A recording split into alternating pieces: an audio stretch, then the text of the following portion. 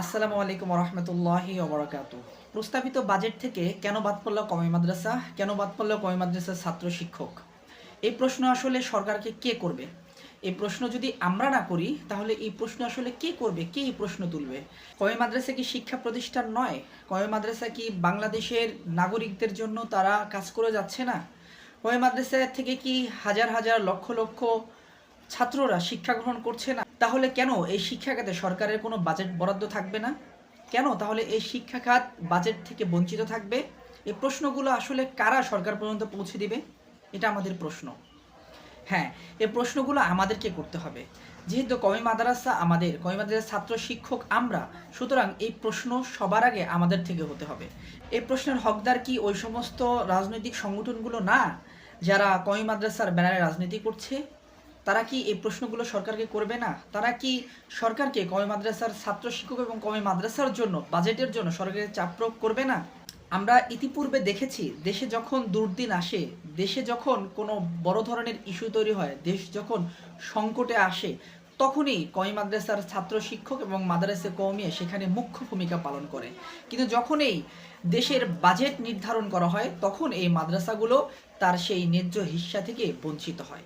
কেন?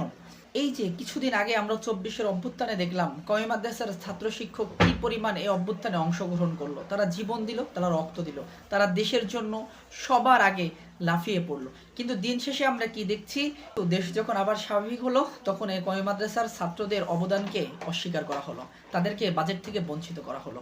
আজকে দেশের যে কোনো বিপদে কওমি মাদ্রাসার ছাত্রদেরকে রাজু ভাস্কর্য বলেন আর শাহবাগে বলেন আহ্বান করা হয়।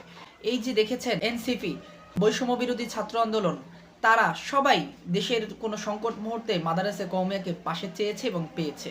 কিন্তু যখন মাদারেসে কওমিয়া বাজেট থেকে বঞ্চিত, তখন কি তারা কোনো কথা বলছে? বলছে না। সুতরাং এই কথাগুলো আগে আমাদেরকে বলতে হবে এবং অবশ্যই আমরা সরকারকে আকুল আবেদন করব কওমি মাদ্রাসা যেন বাজেটভুক্ত হয়। কেন কওমি মাদ্রাসায় বাজেট গুরুত্বপূর্ণ? কারণ এই বাজেটের টাকা দিয়ে আমরা চাই কওমি মাদ্রাসার ছাত্রদেরকে ফারেগ হওয়ার পর তাদের বিভিন্ন কারিগরি প্রশিক্ষণ সহ বিভিন্ন প্রশিক্ষণের ব্যবস্থা করা হোক এবং কওমি মাদ্রাসার শিক্ষা খাতে এই বাজেটের একটা অংশ আসুক। কওমি মাদ্রাসার শিক্ষা খাতকে আরও ডেভেলপ করা হোক এবং কওমি মাদ্রাসার শিক্ষা খাতকে আরও যুগোপযোগী করা হোক।